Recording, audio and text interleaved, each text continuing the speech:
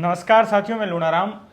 आम आदमी पार्टी राजस्थान में इन विधानसभा चुनाव जो इसी साल होने वाले हैं उसको लेकर अपना जो ग्राउंड है वो तैयार करने में जुट गए हैं।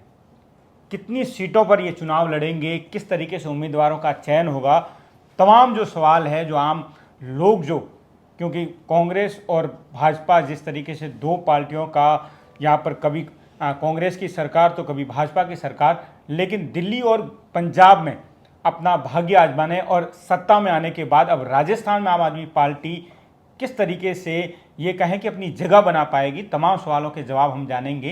पंजाब सरकार के जल बोर्ड और सीवरेज बोर्ड के चेयरमैन डॉक्टर सनी सिंह मेरे साथ मौजूद हैं, लगातार यहाँ दौरे पर हैं। उनसे जानते हैं कि आम आदमी पार्टी को राजस्थान में किस तरीके से देखते हैं, राजस्थान में कैसे देखते हैं आम आदमी पार्टी क्या जगह बना पाएगी। देखो, यही सवाल हमसे पंजाब में भी पूछा जाता था और लोग ये कहते थे आपका संगठन नहीं है, इतनी अमीर अमीर पार्टियां हैं, इतने रजवाड़े लगे हुए हैं। कैप्टन अमरिंदर सिंह महाराजा कहा जाता था, वो इलेक्शन लड़ रहे हैं। दूसरी तरफ सुखबीर बादल जिनको महाराजा कहा जाता था वो इलेक्शन लड़ रहे हैं। लेकिन आम आदमी का तो एक छोटा सा कह लो कि एक हमारे पास कलाकार थे सरदार भगवंत सिंह मान, उन्होंने कैसी आंधी चलाई।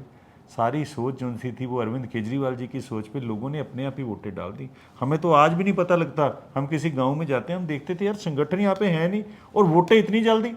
सारे मुख्यमंत्री हमारे पिछली बार आप हैरान हो जाओगे कि 4 बार जो जो डिफरेंट लोग मुख्यमंत्री रहे सारे हार गए, सारा कैबिनेट हार गया, कांग्रेस का भी, अकाली दल बीजेपी का भी।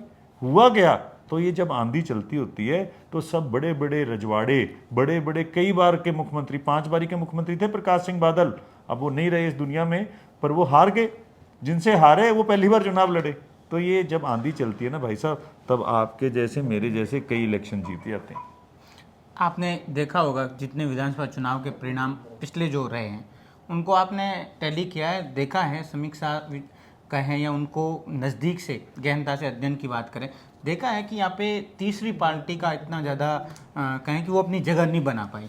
तो क्या आप देखते हैं कि आम आदमी पार्टी यहाँ पे जो दिल्ली और पंजाब में जो कर गई वो राजस्थान में भी कर जाएगी? देखो ऐसे है, पहले लोगों के पास तीसरी ऑप्शन ही नहीं थी। जो तीसरी पार्टी जब भी आती थी, यहाँ कांग्रेस या बीजेपी उनको खरीद लेती थी। तो अब तो ऐसी पार्टी है ये जो ना बिकती है ना डरती है। इसलिए हमें पूरा यकीन है कि सरकार जो है वो आने वाले टाइम में आम आदमी पार्टी ही बनाएगी।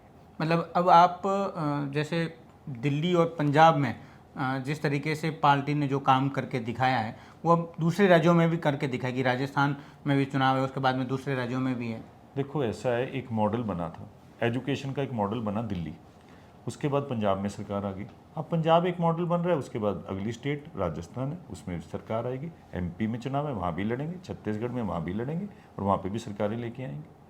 लेकिन दिल्ली का मौसम और यहाँ के मौसम में फ़र्क है, वहाँ के लोग यहाँ के लोग में फ़र्क है, हर चीज़ में फ़र्क है, ग्राउंड में फ़र्क है, एजुकेशन में फ़र्क है। तो कैसे देखते हैं यहाँ के लोगों को? क्योंकि अभी तो आपकी पार्टी राजस्थान के लिए तो नहीं है। ज़रूर आम आदमी पार्टी को तो पूरे देश में लोग जानते हैं कि अरविंद केजरीवाल जी को पूरे देश में लोग जानते होंगे, लेकिन ग्राउंड पे पकड़ की बात करेंगे तो वो अपने अपने इलाकों की बात होती है। तो राजस्थान में तो पार्टी के लिए अभी ग्राउंड तैयार करना एक बड़ी चुनौती है। भाई साहब, आम आदमी पार्टी की यही तो खासियत है, हम किसी सर्वे में नहीं आते, हम सीधा सरकार में आते। ग्राउंड लेवल जो उनसे है वो तैयार करने में हमारे वॉलंटियर दिन रात लगे हुए हैं, वो लोग काम कर रहे हैं। और आप देखोगे कि हमारा संगठन ऑलरेडी ऊपर लेवल पे तो देखा जाए ब्लॉक लेवल तक तो तैयार हो चुका है, डिस्ट्रिक्ट लेवल तक तैयार हो चुका है। अब नीचे सर्कल लेवल और उसके नीचे जो सा हमारा ग्रामीण लेवल होता है, जो वार्ड लेवल होता है, गाँव लेवल होता है, उसके अंदर हमारा संगठन तैयार हो रहा है। इस करके देखो चुनौतियाँ तो रहेंगी, लोग परेशान भी करेंगे, लोग परेशानी के अंदर कई हमारे लोगों को तंग भी करेंगे, परेशान भी करेंगे, लेकिन एंड में जीत जो सी होती है वो ईमानदारी की होती है। और हम ये उम्मीद कर रहे हैं कि राजस्थान के अंदर आम आदमी पार्टी को, ईमानदार पार्टी को जरूर जीत। पहले तो मैं थोड़ी सी बात आपकी बात में कहना चाहूँगा कि फ्री क्या है। राइट ऑफ एजुकेशन हमने नहीं, इंडियन कॉन्स्टिट्यूशन में डॉक्टर BR अम्बेडकर ने लिखा था, आज तक कोई सरकार कर नहीं पाई। एजुकेशन तो सबको फ्री है, कॉन्स्टिट्यूशन में लिखा है, आज तक किसी सरकार से करा ही नहीं गया। हेल्थ फ्री है, हम सरकारी अस्पताल क्यों खुलते हैं, सरकारी स्कूल क्यों खुलते हैं? अगर पैसे ही लेने होते हैं तो इन स्कूलों को खोलने की जरूरत ही नहीं। लेकिन ये जो सी सरकारें, इनकी नीयतें साफ नहीं है, ये चाहते हैं कि प्राइवेट लोगों को ज़्यादा बढ़ावा दिया जाए। इस करके सरकारी स्कूलों के अंदर टीचरों का काम होता है बच्चों को पढ़ाने का, टीचर का काम नहीं होता सेंसस के अंदर काउंटिंग करने का। पंजाब और दिल्ली के अंदर टीचर सिर्फ बच्चों को पढ़ाते हैं, टीचरों का काम नहीं है वीआईपी ड्यूटीज देने का। हमने देखा राजस्थान के अंदर जहां जहां मुख्यमंत्री जा रहे हैं 3-3 एम्बुलेंसें पीछे चल रही हैं। काहे के लिए? क्यों एम्बुलेंसें पीछे चलाते हो इतनी? सारे जो उनसे डॉक्टर्स हैं उनको तो आपने वीआईपी ड्यूटी पे लगाए हुए, सारे जो टीचर हैं उनको आपने वीआईपी ड्यूटी पे लगाए हुए। इनका काम पढ़ाने का है, इनका काम लोगों को सर्विस प्रोवाइड करने का है। तो अगर आप लोग ऐसे काम कराओगे तो कैसे सेहत को संभालोगे? तो इसलिए फ्री वाली बात जो उनसी है वो तो सर्विस है, सारों स्टेट्स को देनी चाहिए। ये लोग नहीं दे पाए, इस करके इनको अजीब लग रहा है। अब आओ बिजली के ऊपर, जब एक मंत्री को 3-3 हज़ार यूनिट फ्री है तो एक नॉर्मल नागरिक को 300 यूनिट नहीं दे सकते। होता क्या है, ये अपने रिश्तेदारों को, अपने बच्चों को और अपने यार दोस्तों को फ्री चीज़ें बांटते हैं। जितना माफ़ी है यहाँ पे, क्या आपके माइनिंग नहीं होती इलीगल माइनिंग कौन करता है? इनके रिश्तेदार करते हैं। किनके? राजनेताओं के रिश्तेदार करते हैं। फ्री का जितना भी काम है, बसें जो उनसी हैं सारे इनके पास हैं, सारे लाइसेंस इनके पास हैं, सारे ठेके इनके पास हैं। ये क्यों चलाते हैं जी? अपने रिश्तेदारों को क्यों देते हैं? सड़क का ठेका जिसको देते हैं उससे पहले कट ले लेते हैं। क्या जरूरत है कट लेने की? ये सारा पैसा सरकार का है और सरकार के पास ही ये पैसा जाना चाहिए। सरकार के पास अगर पैसा जाएगा तो लोगों को हम फ्री सर्विसेज दे सकते हैं। लेकिन इससे राज्य सरकारों पे भार भी तो बढ़ा। नहीं तो राज्य सरकार को जो उनसे ये माफिया लूट रहे हैं, जो अपने रिश्तेदारों को अमीर कर रहे हैं। एक राजनेता बनता है, उसका बेटे की प्रॉपर्टी एकदम बढ़ जाती है, उनके रिश्तेदारों की प्रॉपर्टी एकदम बढ़ जाती है, लेकिन सरकार जो उनसे वो लॉस में जाती रहती है। हम सरकार को लॉस में नहीं, सरकार को प्रॉफिट में करते हैं, जैसे दिल्ली में किया और अब उसके बाद पंजाब में लगे हुए करने के लिए। एक साल के अंदर पंजाब के अंदर देखो जाके क्या क्या कर दिया हमने। ऐसे ही दिल्ली के अंदर देखो 3 बारी सरकार लगी, क्या क्या कर लिया। सरकारी स्कूल चमका दिए अरविंद केजरीवाल जी ने, सरकारी अस्पताल चमका दिए अरविंद केजरीवाल जी ने।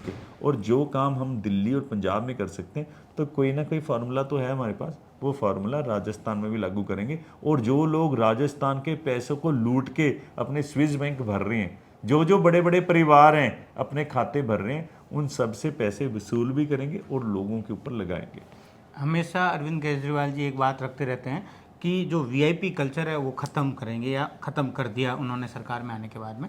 लेकिन जो अरविंद केजरीवाल के साथ में जो लोग सरकार बनाने में रहे उस दौरान, कई लोग जो अलग हो गए, जो दूसरी पार्टी में चले गए, वो आरोप लगाते रहते हैं कि वीआईपी कल्चर तो अभी ख़त्म ही नहीं हुआ। और देखने को मिलता है वीआईपी कल्चर तो ख़त्म नहीं कर पाए। ऐसा है कि वीआईपी कल्चर किसको कहते हैं? आपने राजस्थान के अंदर बहुत लोगों के इंटरव्यू लिए होंगे, हम लोग भी पंजाब से आए हैं। हम कितने गनमैन अपने साथ लाए हैं? कोई गनमैन दिखता है आपको हमारे साथ? हम तो नॉर्मल से घरों के बच्चे हैं, हमारे पास वीआईपी कल्चर का नाम ही नहीं हमें। हम आम इंसान हैं, आम घरों से बच्चे आए हुए हैं। अगर आप ये कहो कि मुख्यमंत्री के पास सिक्योरिटी ना हो, अगर आप ये कहो कि जो कैबिनेट के मिनिस्टर हैं वो सिक्योरिटी ना रखें, मुझे आप एक बार ही बताओ कि दिल्ली के मुख्यमंत्री के पास कितनी सिक्योरिटी होनी चाहिए? आप बताइए कि इतने गनमैन होने चाहिए? मैं आपको बताता हूँ कि राजस्थान के अंदर तो वो आए थे, अभी भी राजस्थान के अंदर आएंगे, देख लेना कितनी सिक्योरिटी होती है।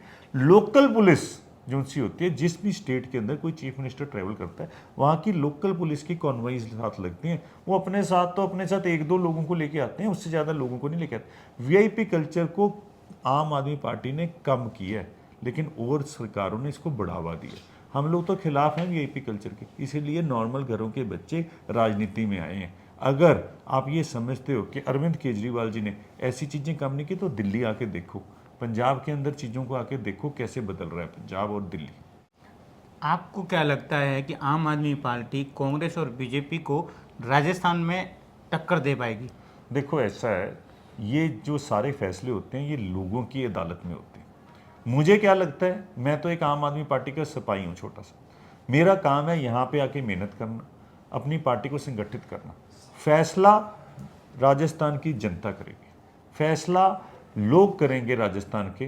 पर ये एक ऐसी पार्टी है जहाँ पे नोट नहीं चाहिए, लोग चाहिए। और राजस्थान में आम आदमी पार्टी के साथ लोग जुड़ रहे हैं। ना तो हमने आज तक किसी को पैसे दे के टिकट दिए, ना किसी से पैसे लेके टिकट दिए, ना तो हमने किसी के दबाव में टिकट दिए, ना किसी से डर के टिकट दिए।